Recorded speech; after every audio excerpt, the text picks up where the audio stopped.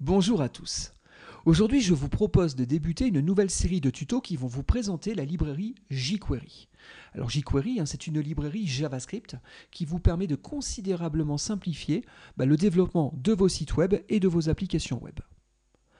Alors je pars du principe que pour suivre ce tuto, vous avez déjà quelques connaissances au niveau de HTML, CSS et JavaScript. Si ce n'est pas déjà le cas, je vous conseille préalablement d'aller d'abord étudier ces sujets-là. Pour m'aider durant la présentation, je vais aussi m'appuyer sur mon support de cours. Regardez, nous allons sur le site cours.fr, on clique sur la section développement web, on y retrouve ici un certain nombre de ressources autour du développement web, et notamment mon support de cours sur jQuery. Parfait. Donc ce support de cours va vous présenter différents chapitres qui vont vous permettre de prendre en main progressivement les possibilités de la librairie jQuery. Pour ce qui est de cette première vidéo, je vais me concentrer donc sur les concepts de base et donc sur une présentation de la librairie, une première mise en œuvre et quelques premières manipulations, quelques premiers essais pour bien valider le fonctionnement de tout ça.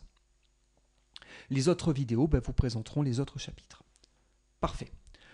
Donc, qu'est-ce que c'est que jQuery? Pourquoi l'utiliser? Donc, comme je vous le disais, jQuery, c'est une librairie qui est basée sur JavaScript. On le sait, initialement, dans un navigateur, vous avez principalement trois technologies, le HTML, CSS et JavaScript. jQuery va vous permettre de compléter les possibilités au niveau de ces trois technologies. Alors, pour la petite histoire, aujourd'hui HTML, on est en version HTML 5.2. Il faut savoir que c'est ce qu'on appelle une recommandation du W3C. Vous avez ici le lien, regardez, si vous tapez W3C HTML recommandation, vous retrouverez notamment ce lien-là. Et donc aujourd'hui, depuis le 14 décembre 2017, on a HTML 5.2 qui a été fraîchement sorti. Vous avez ici toute la spécification du langage. À savoir, ça c'est pas forcément un tuto. Si vous voulez apprendre HTML, je vous déconseille de commencer par ce document-là. Ça c'est vraiment la référence. C'est qu'est-ce que doit supporter un navigateur qui se dit compatible avec HTML 5.2. De même, on a CSS 3.0. Et il faut savoir que JavaScript, en vérité, n'est pas recommandé par le W3C. Le W3C, c'est l'organisme qui spécifie tout ce qui se passe à l'intérieur d'un navigateur. Pour autant, JavaScript peut être utilisé dans d'autres contextes. C'est pour ça qu'en vérité, JavaScript, ce n'est pas une recommandation du W3C, c'est une norme de l'ECMA international. Si vous tapez ECMA 362, plus connu sous le nom de ECMAScript. Là, vous aurez tout le standard sur comment parfaitement coder en JavaScript. Alors maintenant, il faut bien comprendre une chose, c'est que le W3C va quand même spécifier un certain nombre de choses, mais ce n'est pas le langage qui va spécifier.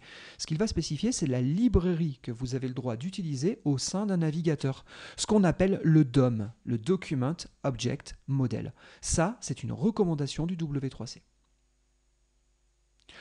Bon, le DOM, c'est une librairie JavaScript qui vous permet de manipuler donc le document, dit autrement vos tags HTML.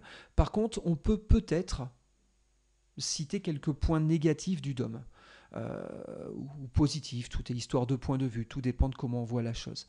Mais il faut savoir qu'en tout cas, au niveau du DOM, les noms de méthodes sont assez explicites. Par exemple, on va faire un document.getElements by tag name pour retrouver tous les tags qui commencent par un nom de tag bien précis. C'est tout bête, mais document.getElements by tag name, il faut quand même saisir un certain nombre de caractères. Et donc du coup, les scripts qui manipulent le DOM ont tendance à être assez verbeux, j'ai envie de dire assez conséquents.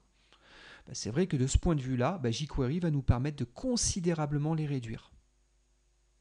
Il faut savoir qu'il y a une autre recommandation vraiment importante au niveau d'un navigateur, c'est ce qu'on appelle le XML HTTP request. Regardez de même, si ici vous tapez W3C, XML HTTP request, bah là vous aurez la recommandation sur ce composant-là. Et ce composant-là, qu'est-ce qu'il permet de faire? Bah, il permet de mettre en œuvre ce qu'on appelle AJAX. AJAX, hein, c'est Asynchronous JavaScript and XML. Alors même si aujourd'hui le XML n'est plus forcément le formalisme le plus utilisé, mais en tout cas c'est ce qui permet à un navigateur d'établir une requête HTTP dans le but de rapatrier dans la page bah, des nouvelles données qu'on va par la suite réinjecter dans cette page. Bon, ben pour tous ces besoins-là, ben jQuery va nous proposer un certain nombre d'extensions et de simplifications. Bon, c'est plus ou moins ce que je raconte ici. Alors, notez aussi, hein, il faut savoir que historiquement parlant, les choses n'étaient pas aussi simples qu'aujourd'hui quand on faisait du développement web. Aujourd'hui, les principaux navigateurs respectent relativement bien les recommandations du W3C. Ils respectent aussi relativement bien le standard JavaScript. Du coup, vous arrivez à faire un code qui s'exécute à peu près pareil de partout. Par contre, il y a quelques années, c'était vraiment pas comme ça que ça fonctionnait. Souvent, il fallait tester la version du navigateur et en fonction du navigateur utilisé, il fallait exécuter soit un type de code, soit un autre type de code. Du coup, c'était relativement complexe de mettre en œuvre des applications web.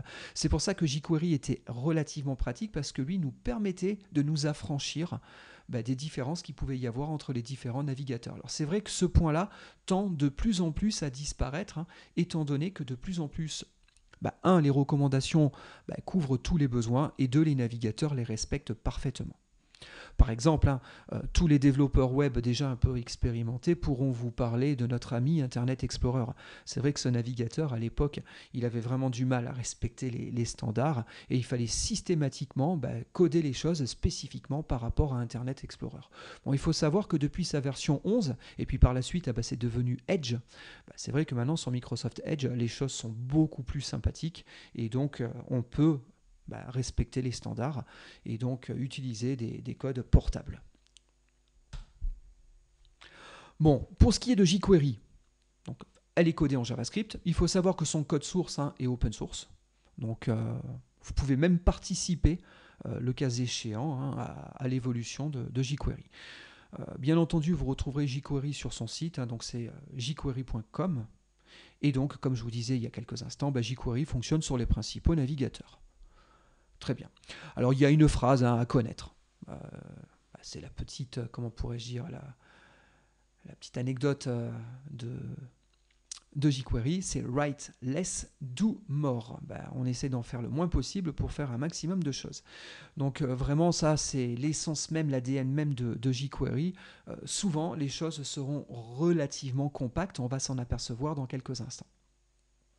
Et puis le fait aussi de ne plus avoir à tester les différents navigateurs, effectivement, aide considérablement à réduire les quantités de code. Bon, très bien.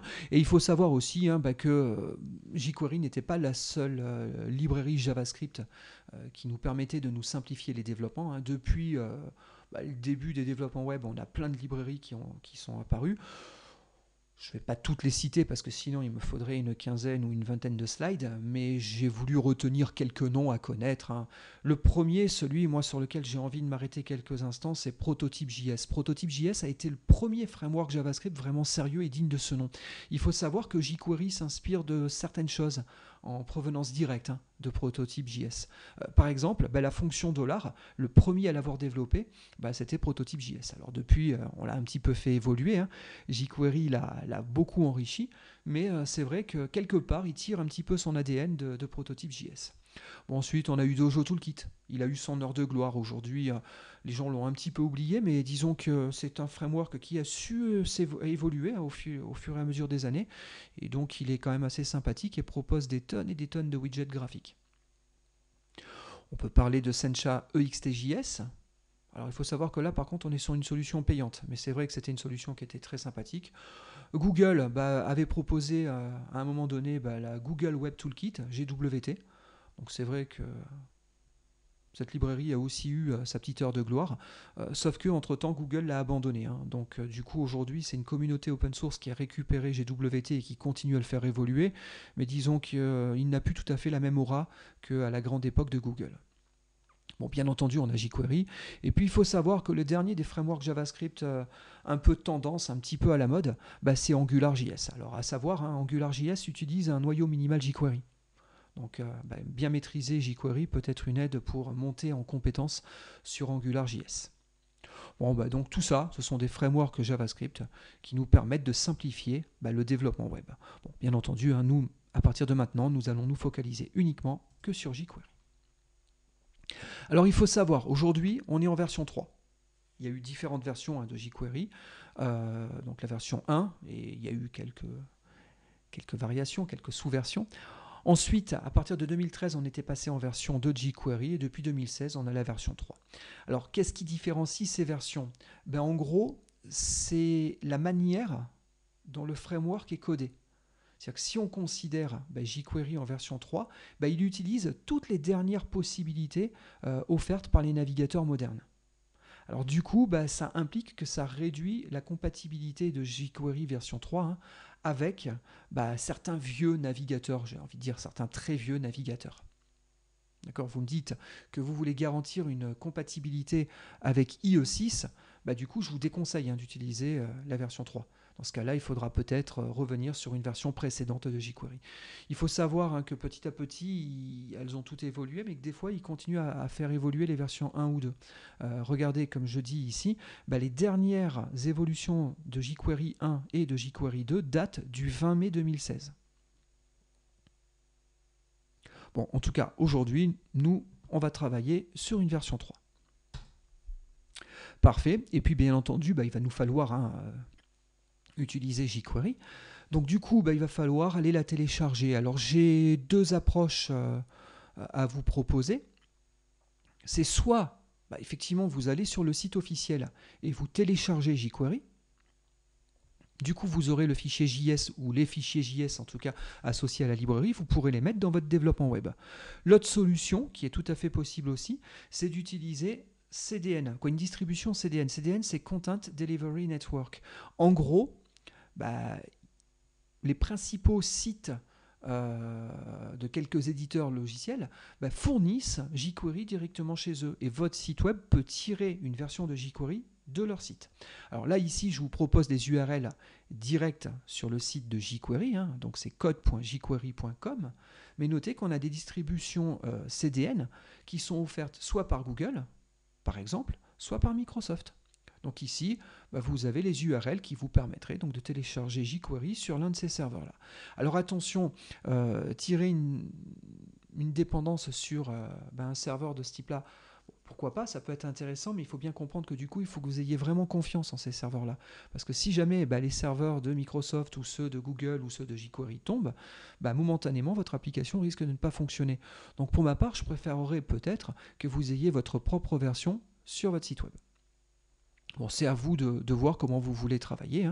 Dans tous les cas, si je reviens un petit peu en arrière, regardez ici, on a différentes URL par rapport aux différentes versions de jQuery. Vous pouvez aller jeter un petit coup d'œil. Regardez, là, je suis dans Chrome. Si je tape http donc code.jquery, alors c'est https pour être plus précis, code.jquery.com / si ici vous prenez donc une des versions, vous pourrez récupérer le code.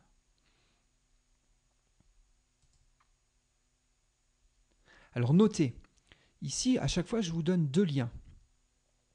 Il y a un lien sur un fichier JS avec, vous voyez ici le numéro de version .js, et il y a systématiquement un autre lien avec le numéro de version .min.js.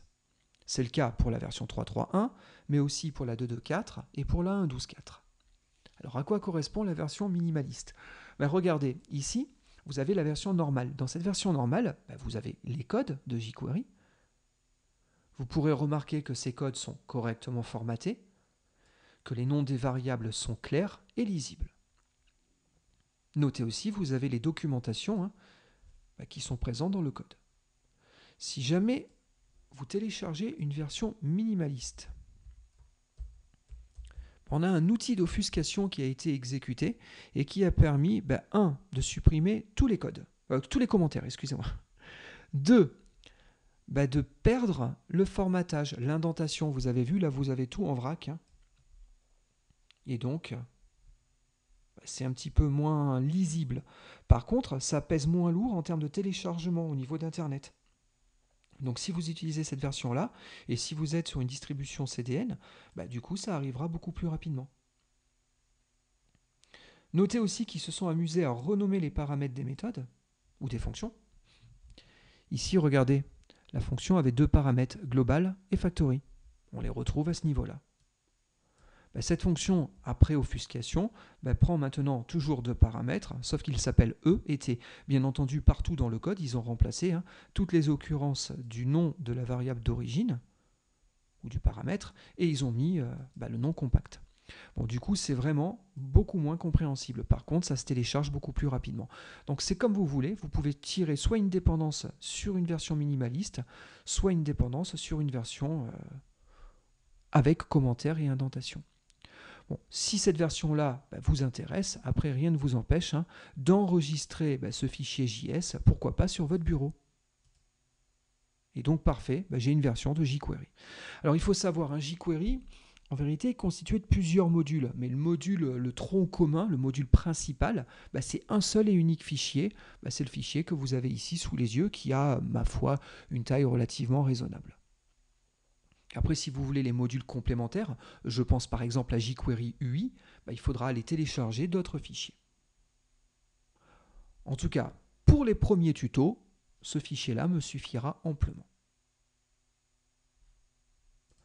Parfait. Maintenant, ce qu'on va faire, c'est qu'on va essayer de taper nos premières lignes de code jQuery. Donc pour ce faire, je vous propose de prendre un atelier de développement. Donc ici, moi, je vous suggère Eclipse. Si vous préférez un autre atelier, je n'y vois aucun inconvénient. Alors ici, je vais aller donner un nom de workspace. Et donc, c'est dans le workspace jQuery que je vais y retrouver tous mes exemples. Très bien. Pour rappel, le workspace Eclipse, c'est un dossier qui contient un ensemble de projets. Tous ces projets, ça va être les développements que je vais mettre en œuvre là durant ces quelques tutos. Donc, très bien. Alors, il faut savoir, plus tard, je ne vais pas faire ça de suite, mais plus tard, on va attaquer Ajax. À un moment donné, on va donc devoir télécharger des informations à partir d'un serveur. Donc, il me faudra un serveur HTTP avec du code côté serveur. Je vais vous présenter du code type Java. D'accord, on pourrait choisir de l'ASP.NET, on pourrait prendre du PHP. Pour ma part, je vais faire plutôt du Java, et plus précisément du Java EE. Donc pour ce faire, je vais commencer par créer un projet de type Java EE, même si pour le moment on ne va pas réellement s'en servir. Par la suite, ça me permettra de pouvoir faire tourner mes exemples Ajax. Donc regardez, sur la partie Package Explorer, je vais faire un New. Je vais aller dans Other... Et donc ici, dans Web, je peux demander ce qu'on appelle un Dynamic Web Project. Donc c'est un projet web qui peut contenir du code Java côté serveur. Pour l'heure, je vous rassure, on va travailler que sur jQuery. Je vais donner un nom à ce projet. Bon, je sais pas, je mets un nom quelconque, Web Store, pourquoi pas. On peut imaginer qu'on cherche à développer un site de vente en ligne. Donc, je mets mon nom. Notez au niveau de la configuration ici, on voit qu'on tire qu'on a la possibilité de tirer une dépendance sur JavaScript. Je vais le mettre. Cocher cette case, c'est ce qui va permettre au niveau de ce projet d'avoir des outils relatifs à JavaScript. Je fais OK et Finish. Il me propose de passer en perspective Java EE, c'est-à-dire dans un environnement adapté à Java EE. Bon, ça me va très bien. C'est pour faire du développement web, donc j'accepte ce changement de perspective. Très bien, et donc j'ai ici mon projet. Alors tout ça, c'est plus pour la partie Java, je vais laisser tomber. Nous, on va considérer dans un premier temps que le dossier Web Content. Le dossier Web Content, c'est le contenu de votre site web. C'est là que vont se trouver tous vos scripts. Bon, pourquoi pas, dans ce Web Content, je peux commencer par créer un dossier. Je vais l'appeler script. Et pourquoi pas, c'est ici que je peux y poser tous mes scripts JavaScript. Regardez, le jQuery.js, qui est la librairie que nous allons utiliser, je viens et je le copie-colle ici. Donc je fais bien un copy file. Et donc dans mon site web, ça y est, je viens de déployer jQuery. Et regardez, au niveau de Web Content, je vais créer un petit fichier de type file ici. Je vais l'appeler test.js. Là, je fais juste un premier test rapide pour vous expliquer un petit point de détail. Si là, je fais document, c'est un des objets principaux de JavaScript. Si je fais point, on a un petit souci. La dernière version en date là, de Eclipse, je pense qu'il y a un petit bug. En tout cas, j'ai recherché sur Internet, ça semble être documenté. Donc, momentanément, là, il n'y a plus l'assistance en cours de frappe, ce qui est relativement gênant. Mais même si je l'avais eu, de toute façon, j'avais un autre souci. C'est que si j'utilise du code jQuery, ça, on va y revenir dans quelques instants, mais c'est un bout de code jQuery. Si je fais CTRL espace, je n'aurais eu de toute façon aucune assistance. Donc pour avoir de l'assistance par rapport à jQuery, il y a un plugin additionnel que vous pouvez ajouter à votre Eclipse. C'est ce que je veux faire. Regardez, on va aller dans Help, on va aller dans Eclipse Marketplace.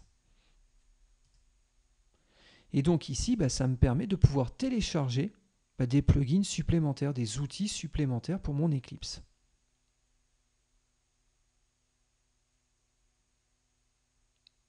Bon, ça met quelques instants. Alors, il faut savoir, si vous tapez jQuery ou JavaScript, là, vous allez avoir une flopée de plugins supplémentaires qui vont vous être proposés. Moi, il y en a un, personnellement, que je retiens, qui est plutôt pas mal, qui s'appelle Tern. C'est lui que j'aimerais que vous installiez. Vous voyez, donc c'est le terme Eclipse IDE 1.2.0 et qui va donc offrir des outils complémentaires dans les éditeurs JavaScript. Regardez, vous cliquez ici sur Install et donc le système va télécharger le plugin et l'installer dans votre Eclipse. Une fois que la procédure d'installation sera terminée, il y aura la nécessité de redémarrer Eclipse, ce qui va nous prendre quelques secondes. Une fois l'atelier redémarré, on sera fin prêt à pouvoir travailler. Donc il vous dit, êtes-vous sûr de vouloir l'installer? Oui, je suis sûr, j'installe Tern. Voilà, donc vous voyez, là il est en train de faire les dernières installations, et donc il me redemande de quoi? Il me demande de redémarrer mon Eclipse. Ce que je m'empresse de faire. Donc maintenant, on a notre version d'Eclipse enrichie. Elle est en train de redémarrer. Donc normalement, il va s'ouvrir sur le même workspace. En tout cas, il va me proposer de réouvrir le même workspace. Voilà, impeccable.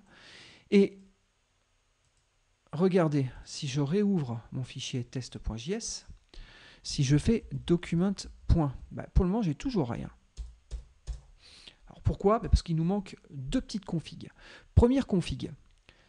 Regardez, dans Windows, Préférences, je vais aller dans JavaScript et je vais aller dans l'éditeur et plus précisément dans le Content Assist. Là, je vais aller cocher cette case. C'est pour que l'aide apparaisse dès lors que je mette objet point. Au moment où je vais taper le point, je veux que l'aide arrive. Je ne veux pas être obligé systématiquement d'appuyer sur la séquence de touches CTRL espace. Donc ça, c'est un premier point. Et deuxième point, pour que Tern puisse prendre effet sur ce projet-là, il faut que je clique sur le projet avec le bouton droit de la souris, que j'aille au niveau de configure, et vous voyez ici, vous pouvez convertir votre projet en un projet Tern. C'est-à-dire qu'il demande le support du plugin. Et donc ici, vous avez tout ce qui va vous être proposé en plus. Donc on voit qu'il y a un certain nombre de choses possibles.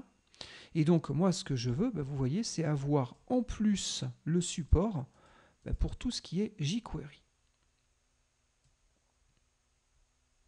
On peut aussi demander le support par rapport à tout ce qui est navigateur. Vous voyez, si vous utilisiez d'autres frameworks, on pourrait avoir du Dojo et ce genre de choses-là. Dans tous les cas, moi, j'ai les choses par rapport à mes navigateurs. Je réfléchis, mais a priori, c'est plutôt pas mal. Je pense que ça devrait suffire. Parfait, vous faites Apply and Close. À partir de là, si je fais CTRL espace, alors là, il est en train de préparer, mais voilà. Ça y est, maintenant, j'ai l'assistance. Je veux faire un get elements by tag name. Vous voyez, automatiquement, il me propose toutes les possibilités. J'aurai donc une assistance un petit peu plus sérieuse. Je vous disais il y a quelques instants que un bout de code jQuery contient beaucoup de $ parenthèses, quelque chose à l'intérieur des parenthèses et point. Regardez, maintenant, j'ai bien tout le support par rapport à jQuery. Donc ça, c'était une première étape que je voulais mener à terme avec vous pour avoir un atelier un petit peu sympathique qui va pouvoir m'assister sérieusement lors de l'édition de mes petits bouts de code. Donc c'est parfait. On est prêt, donc je vais fermer ce document. Éventuellement, vous pouvez le supprimer, pourquoi pas. Très bien. Donc maintenant que tout est prêt, eh bien, qu'est-ce qu'on va faire comme premier essai? Regardez, j'avance un petit peu. Je vais demander donc les slides suivantes. Et donc, les premières choses qu'on va faire, c'est tester ce qu'il y a dans l'ADN même de jQuery. Comme je le marque ici, dans jQuery, il y a quoi? Il y a J, J pour JavaScript, facile. Et puis surtout, il y a Query. Query pour query. Le but du jeu, c'est de requêter. Il faut comprendre une chose. Une page HTML, en vérité, c'est une arborescence d'objets en mémoire. C'est-à-dire que quand le navigateur va charger votre page HTML, il va monter un certain nombre de nœuds. Chaque nœud va correspondre à un tag de la page. Ces nœuds, ils pourront être de différentes profondeurs, de plus ou moins grande profondeur, parce que effectivement, le tag HTML contient le header et le body. Le body lui-même va contenir des sous-éléments et ainsi de suite. Et donc, si on utilise les fonctionnalités du DOM classique, des fois, ça peut être un petit peu compliqué de trouver un élément dans la page. Alors, bien entendu, le moyen le plus simple, ce serait de faire un getElementById. Il suffirait de mettre un identifiant unique sur un tag. Je peux le retrouver directement en faisant un document.getElementById. Ça, c'est la solution la plus simple. Mais des fois, ce n'est pas juste un élément qu'on veut. C'est tous ceux qui répondent à un critère vraiment bien précis. Et là, jusqu'à il y a encore peu de temps, jusqu'à 2014, on va dire, pour simplifier un petit peu les choses, les navigateurs ne proposaient pas trop d'alternatives. Depuis 2014, on a le standard HTML5 qui vient avec le modèle DOM Level 4. Donc depuis le DOM 4, maintenant j'ai des possibilités qui me permettent de pouvoir sélectionner des choses de manière un petit peu plus subtile. Mais avant, ça n'existait pas. Et donc, à ces époques reculées, jQuery avait eu une idée brillante. C'est ce qui a été récupéré dans le DOM 4, pour être clair, net et précis. Mais c'est lui qui avait donc eu l'idée en premier. Et donc, il s'était dit une chose toute simple. C'est quand on veut décorer un tag, quand on veut utiliser CSS pour décorer un tag, on utilise un sélecteur. Et c'est vrai que les sélecteurs CSS sont relativement riches et permettent de retrouver des choses avec des règles plus ou moins sophistiquées. Et la question qui se sont posées, c'est mais pourquoi ne pas utiliser ces sélecteurs CSS pour pouvoir, au travers de JavaScript, récupérer les nœuds, les éléments de notre page web? Et ça, c'était une idée brillante. Et donc, effectivement, par la suite, les versions modernes de JavaScript se sont dit, on va récupérer cette idée-là et on va l'intégrer de manière native directement dans JavaScript. Alors, et on est d'accord, du coup, si les navigateurs modernes ont récupéré ces idées-là, qu'est-ce qui est le mieux? D'utiliser, pourquoi pas la librairie jQuery? Ou est-ce que c'est mieux de rester sur le support natif du navigateur? Là, c'est des grandes questions. Dans tous les cas, ce que je peux vous promettre, c'est que jQuery a plutôt misé la carte de la compacité du code. C'est-à-dire qu'on va essayer d'avoir des codes le plus light possible, ce qui permet d'être plus rapide à l'écriture, mais ça peut aussi être plus simple à lire dans pas mal de cas. Bon, bien que ça peut se discuter de ce point de vue-là. Et pour pouvoir justifier ce premier élément, regardez ici, je vous propose le code en JavaScript traditionnel. En JavaScript traditionnel, imaginons que je veuille récupérer le texte à l'intérieur d'un tag particulier. Imaginons, on a un titre de niveau 1, je veux récupérer le texte dans le titre de niveau 1. En JavaScript traditionnel, je vais faire un var node, c'est un nœud de mon DOM, et je vais dire que c'est un document.getElementById. Là, je mets l'ID de mon H1, par exemple. Et donc, une fois que j'ai mon nœud, après, je peux dire, je fais un inner HTML pour récupérer le texte à l'intérieur. Alors ça marche très bien. L'équivalent de ça en jQuery, c'est le code que je vous propose ici. C'est var text égale $. Alors, $, c'est ma fonction de sélection. Alors, il faut déjà noter un point. En JavaScript, utiliser le $ pour un nom de fonction, c'est légal. C'est surprenant parce que dans plein d'autres langages, le $ n'est pas autorisé comme un caractère dans un nom de fonction, mais JavaScript, en tout cas, le supporte très très bien. Donc ici, j'ai ma fonction de sélection de nœuds. Je sélectionne qui? Le dièse ici, c'est pour dire que je sélectionne un ID. En gros, c'est l'équivalent de dièse de getElementsById. D'accord? Il me manque quoi? L'identifiant, bien entendu. Je le mets ici. Une fois que j'ai récupéré ma sélection, sur ma sélection, j'invoque un point texte. Ça me renvoie le texte. Donc comme vous pouvez le constater, jQuery est quand même plus compact que son homologue, que son équivalent en tout cas en JavaScript traditionnel. Donc bon, c'est à vous de voir, mais c'est vrai que jQuery permet de considérablement réduire les portions de code. Bon, on va tester des manipulations de ce type-là. Regardez, je reviens au niveau de mon Eclipse, et donc ici, je vais commencer par faire une première page HTML. Donc ici, j'ai l'assistant HTML file, donc très bien, je le sélectionne. Je vais appeler ma page hello.html ou hello jQuery, pourquoi pas. Je fais next. Alors vous auriez pu directement cliquer sur Finish, soyons clairs, si vous aviez cliqué sur Finish, c'était très bien. Mais c'est pour vous faire voir que ici, vous pouvez choisir le niveau de compatibilité avec HTML. Alors bien entendu, on prend du HTML moderne. On ne va pas faire du HTML4 ou d'autres vieux langages.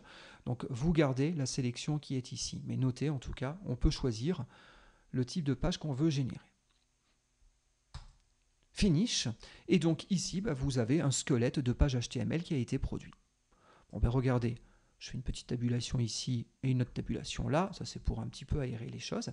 Et donc dans cette page-là, je vais commencer par charger le framework jQuery. Donc ici, je vais faire script, src égale, et donc mon script, il est dans le sous-dossier script, et dedans, je descends aller chercher jQuery-3.3.1.js. Éventuellement, je peux donner le type de ce fichier. C'est du texte/javascript. Pour la petite histoire, en HTML4, l'attribut type était censé être obligatoire. Depuis HTML5, la valeur qui est là est la valeur par défaut. Donc si vous ne le mettez pas, ça revient au même. Bon, après, là, c'est comme vous voulez, mais peut-être qu'on peut dire que plus c'est compact, mieux c'est. Bon, si vous voulez mettre un title ici, vous mettez un title, jQuery Hello World. Voilà, pourquoi pas. Et regardez, je vais récupérer cette chaîne, et comme je vous suggérais tout à l'heure, on va mettre un titre dans cette page.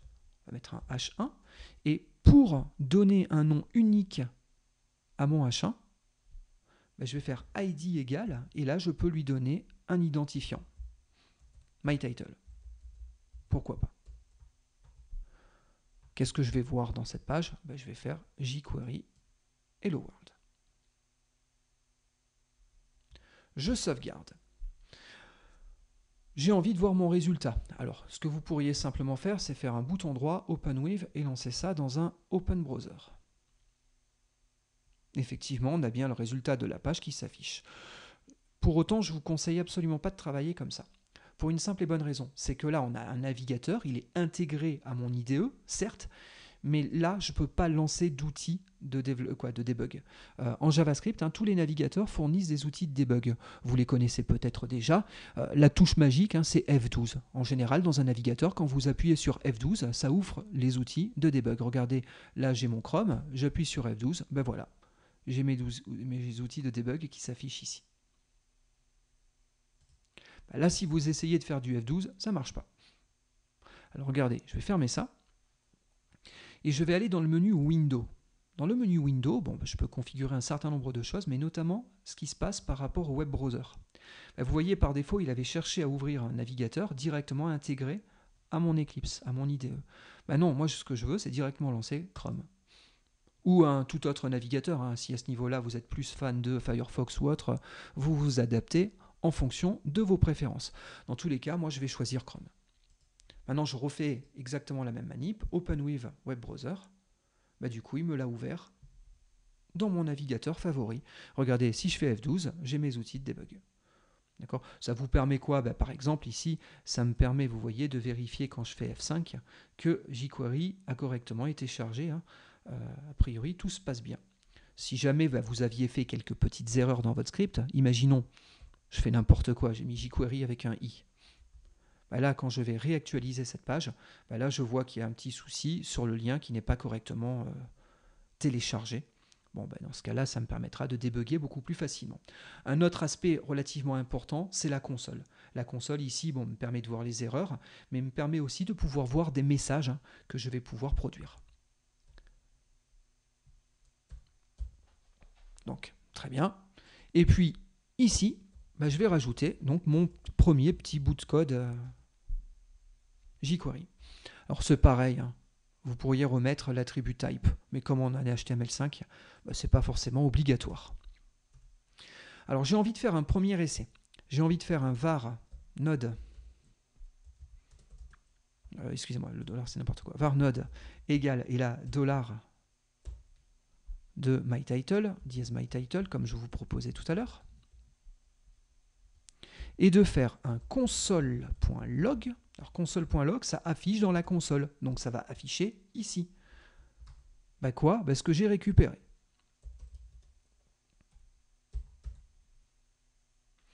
Là, j'ai fait une grosse bêtise. Pour preuve, regardez, je fais F5.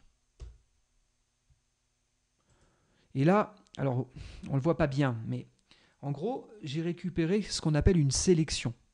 En vérité, je n'ai pas récupéré un nœud, j'ai récupéré une sélection. Ma sélection, elle a 0 élément. Regardez, j'aurais pu le faire en JavaScript traditionnel, ça aurait été peut-être plus parlant. Si je fais un document.getElementById, je mets mon identifiant, myTitle, là, on constate que j'ai récupéré pointeur nul. Donc, il n'a pas trouvé mon ID. Pourquoi ? Parce qu'au moment où s'exécute ce script, la page n'est pas encore complètement chargée. C'est-à-dire que le navigateur n'a pas encore construit le body. Et donc, il n'a pas construit le H1 non plus. Donc, du coup, quand ici, il cherche à ce moment-là à trouver mon title, il n'existe pas. Donc, en JavaScript traditionnel, je dis bien en traditionnel, ici, j'aurais été normalement obligé de faire un window.addEventListener. Je rajoute un gestionnaire d'événements. Je réagis au load, au chargement de la page. Et quand la page sera chargée, je vais exécuter cette fonction. Ça, c'est ma callback. C'est la fonction qui est à exécuter quand la page sera complètement chargée. Du coup, à ce moment-là, je pourrais faire un document.getElementById et afficher ce que j'ai récupéré. Regardez la différence. Si je reviens ici, cette fois-ci, ça marche et j'ai bien récupéré mon H1. Je poursuis par rapport à l'exemple de tout à l'heure. Si ce que je voulais voir, c'était le texte, en traditionnel, j'aurais fait inner HTML. En JavaScript traditionnel, pour récupérer le contenu d'un nœud, je fais, pourquoi pas, un inner HTML. Qu'est-ce que je récupère ? jQuery Hello World. Parfait. Je vais commenter ça. Alors, peut-être avant de commenter, juste une petite parenthèse. S'il y en a parmi vous qui font déjà du JavaScript depuis très longtemps, peut-être que vous vous êtes dit, mais pourquoi écrire ça ? On pourrait aussi faire un window.onload égale et mettre la fonction directement ici. Et après, le code de la fonction, bien entendu. Ça, c'est du vieux JavaScript. On ne vous le recommande plus. Pourquoi ? Parce qu'à chaque fois qu'on accrochait un gestionnaire d'événements, au cas où il y en avait déjà un autre qui était accroché sur le onload, on le cassait. C'est-à-dire qu'on le remplaçait par mon nouveau gestionnaire d'événements. Le Add Event Listener, il marche vraiment différemment. C'est-à-dire que si tout le monde utilise bien des Add Event Listener, s'il y a déjà un gestionnaire d'événements qui a été accroché, le Add, il ne va pas le décrocher le précédent. Il va ajouter notre gestionnaire à nous, à celui déjà existant. Du coup, on aura bien les deux méthodes qui vont déclencher. Donc, avec des navigateurs modernes, on vous conseille plutôt d'utiliser ce genre de syntaxe. Ça, c'était juste une petite parenthèse au cas où parmi vous, il y avait déjà des personnes qui maîtrisaient bien les versions précédentes de JavaScript. Parfait. Maintenant, la question c'est OK, et en jQuery, comment fait-on la chose ? Alors jQuery, première chose, ils se sont dit, il y a un truc qui est bizarre. Le window, la fenêtre, en vérité, elle, on va la réutiliser si vous voulez dans un certain point de vue. Par contre, ce qui va changer, c'est le contenu de cette fenêtre. À chaque fois qu'on va cliquer à droite, à gauche, on va recharger un nouveau contenu. Donc, ils se sont dit, avoir le chargement de la page associé à l'objet window, c'était pas très propre. C'est vrai que sémantiquement parlant, c'est pas faux. Alors, bien entendu, le seul et unique event qui existe réellement par rapport au chargement de la page, c'est celui-là. Mais si vous voulez, jQuery l'ont récupéré cet event. Et ce qu'ils ont fait, c'est qu'ils en ont créé un pseudo-événement directement sur le document. D'accord? Comme ça, quand le document va changer, on pourra travailler. Et donc, sur ce document-là, je vais pouvoir faire un certain nombre de choses. Alors, il faut savoir que pour que jQuery fonctionne, il faut toujours avoir ce qu'on appelle une sélection. Donc là, je fais une sélection, $parenthèse de document, et sur le résultat de cette sélection, je vais avoir une fonction qui s'appelle ready. C'est quand le document, la page est chargée, mais le document. Bon, ça, c'est en jQuery l'équivalent de ça. Alors, il faut comprendre un autre point, hein, c'est que ça, c'est arrivé relativement tard dans la vie de JavaScript. Avant, on utilisait la technique précédente que je vous montrais tout à l'heure. À cette époque-là, déjà, en jQuery, on avait proposé cette approche. Et le ready, ici, il marchait comme le add event listener. C'est-à-dire que déjà, à l'époque, on avait dit c'est pas bien de casser un gestionnaire d'événements, il est préférable d'ajouter un gestionnaire d'événements à la liste des gestionnaires déjà existants. Donc c'est vraiment similaire, hein. Ce code-là ou ce code-là, ça fait la même chose. Alors ce qu'on note quand même, c'est que là c'est plus compact. Et après, ce qu'on voulait, c'était afficher quoi? Le résultat textuel de dièse myTitle. Donc ça c'est ce que je vous avais proposé dans la diapositive précédente. Regardez, je fais mon point texte, je mets un point virgule ici. Donc ça, c'est l'équivalent de ça. On vérifie. Regardez, je fais CTRL F5 pour réactualiser ma page. Allez, je vais le changer, c'est juste pour vous prouver qu'on est bien sur la nouvelle version du document. C'est-à-dire que maintenant, c'est Hello World 2. J'ai bien récupéré jQuery Hello World 2.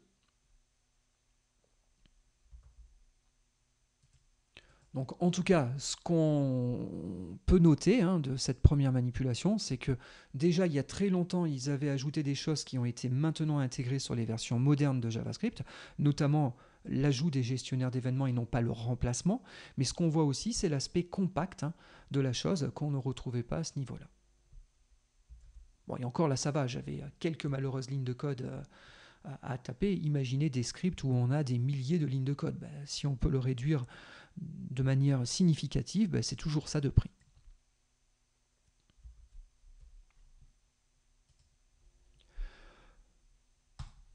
Très bien. Alors notez qu'on peut aussi faire des modifications. Les fonctions que je vais vous présenter, là, on commence par texte, mais on en verra d'autres, la plupart du temps permettent soit de lire, soit d'écrire. C'est-à-dire que si la méthode est utilisée sans paramètres, c'était notre cas il y a quelques instants, là, on cherche à récupérer une donnée. Par contre, si ce que vous cherchez à faire, c'est à fournir ici une nouvelle chaîne de caractères, en gros, ça devient un setter, ça devient une fonction de manipulation, de changement d'état. Et donc, je veux changer le texte. Là, je vais mettre new title. Alors, ça va être très rapide, on n'aura pas le temps de voir le remplacement, mais regardez. Dès que la page a été chargée, il a remplacé mon titre par new title. Et donc, j'ai modifié le contenu de ma page HTML. Alors, j'aurais pu le faire en traditionnel aussi. J'aurais pu faire un node.innerHTML égal et mettre du texte quelconque. Ça aurait pu être réalisé en JavaScript traditionnel, bien entendu. Mais donc, ces fonctions, elles permettent de travailler soit en lecture, soit en écriture.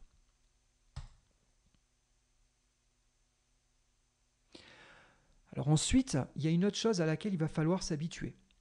Mais les concepteurs de la librairie jQuery, ils ont mis en place ce qu'on appelle un design pattern.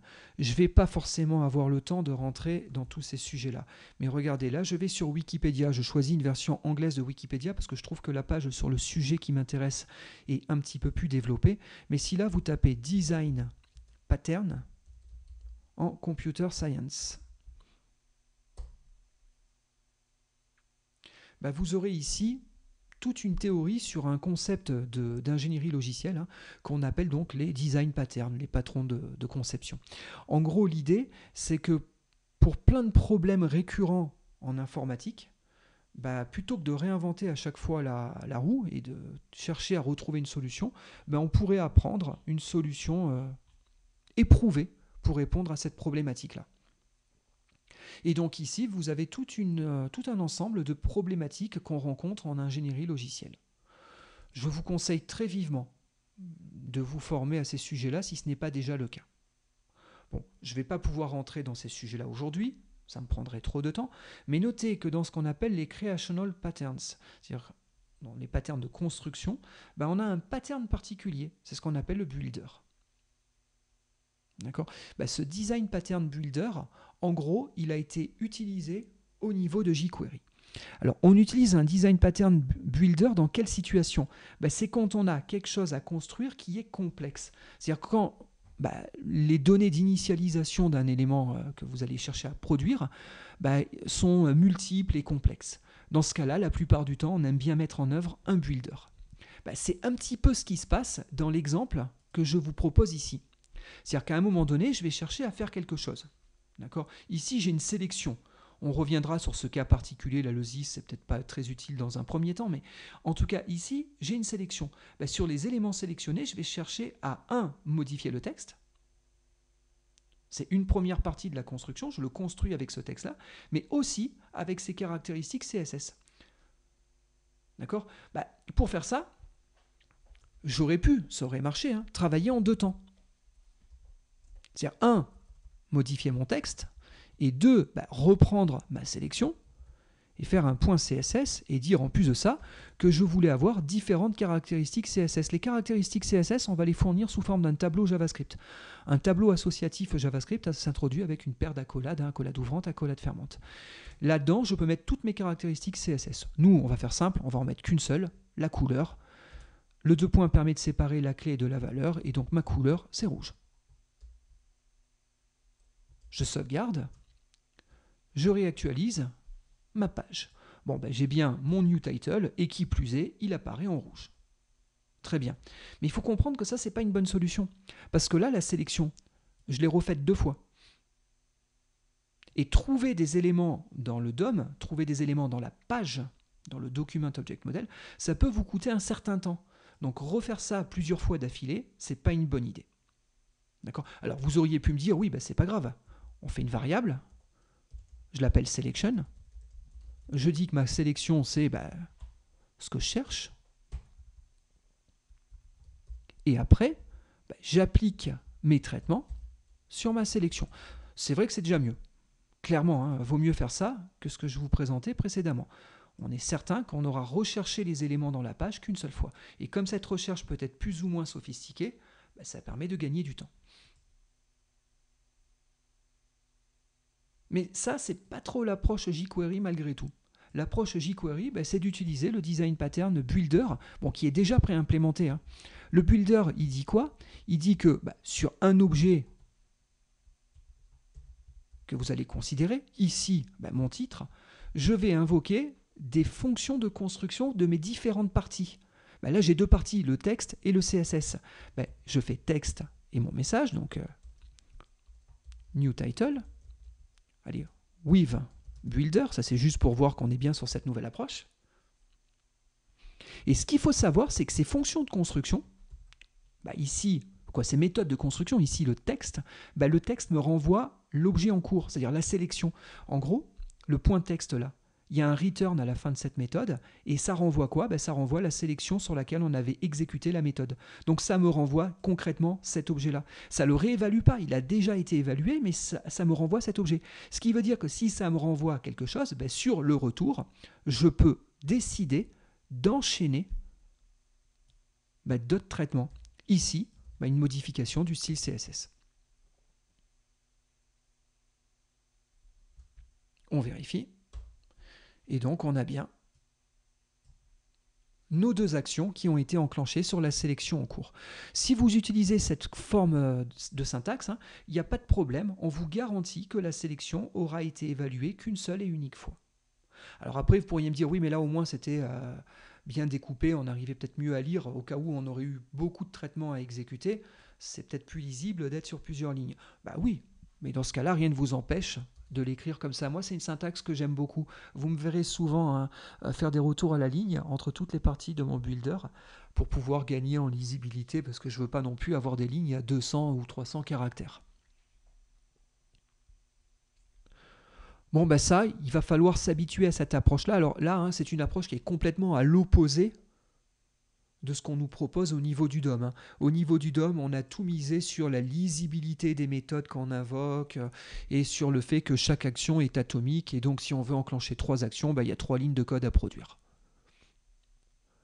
Bon, pour être franc, personnellement, c'est vrai que je suis assez fan de cette façon de faire. Hein. Ça permet quand même de réduire pas mal de choses. Pour info, hein, si j'avais voulu faire la même chose en JavaScript traditionnel, allez, ça c'est juste pour la petite histoire, je vais réactiver le code qui est là. Bien entendu, j'aurais cherché à obtenir mon titre. Ensuite, j'aurais changé mon inner HTML, new title. Et puis ensuite, il aurait fallu modifier le style CSS de mon tag. Alors le style CSS, en vérité, c'est un autre objet au niveau du DOM. D'accord ? Donc si je fais note.style, style, c'est mon objet de style. Et cet objet a un certain nombre de caractéristiques. La couleur, je vais un peu changer histoire de varier les plaisirs. Maintenant, c'est green. Regardez, je fais CTRL-R, CTRL F5, et donc je réactualise bien mon document et j'ai bien mon new title qui est dans la couleur attendue. Donc ça, c'est du code traditionnel, du code JavaScript qui utilise un DOM traditionnel. Ça, c'est l'équivalent jQuery.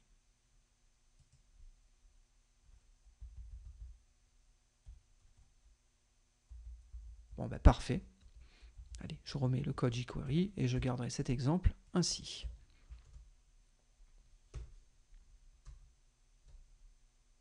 Très bien.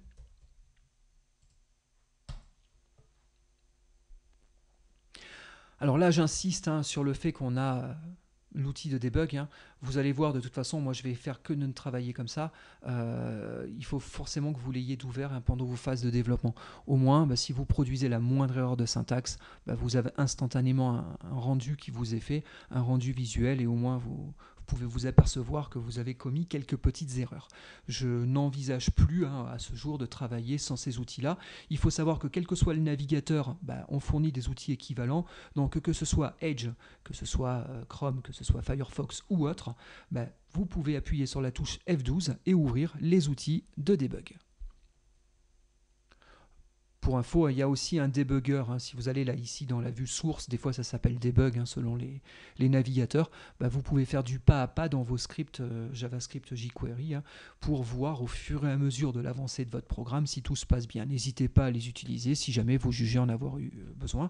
Et j'insiste aussi sur la vue network qui est très importante. Elle vous permet de voir, et notamment quand on fera de l'Ajax, si toutes les requêtes que vous avez émises vers le serveur se sont bien passées ou pas. Et dans ce cas-là, de pouvoir essayer de comprendre pourquoi ça ne s'est pas bien passé et de corriger vos problèmes.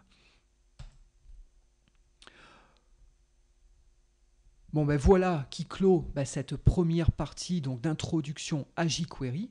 Donc, dans le tuto qui va suivre, nous allons traiter un point vraiment important. Comme je vous disais tout à l'heure, c'est l'essence même de jQuery. C'est cette notion de sélecteur. Qu'est-ce qu'on peut récupérer comme élément, comme tag, au niveau de votre page HTML. On va voir qu'on a énormément de possibilités. C'est vrai qu'à ce niveau-là, si vous êtes déjà un expert de CSS, ça va m'aider. Bon, si vous ne l'êtes pas, c'est pas trop grave parce que je vais quand même revenir sur tous les sélecteurs CSS plus ou moins classiques et traditionnels, ce qui nous permettra de voir un petit peu toutes les possibilités de sélection. Et donc, on essaiera de manipuler différents éléments au niveau de notre page. Bon, je vous dis à très vite pour le prochain tuto, puis je vous remercie de votre attention. À bientôt.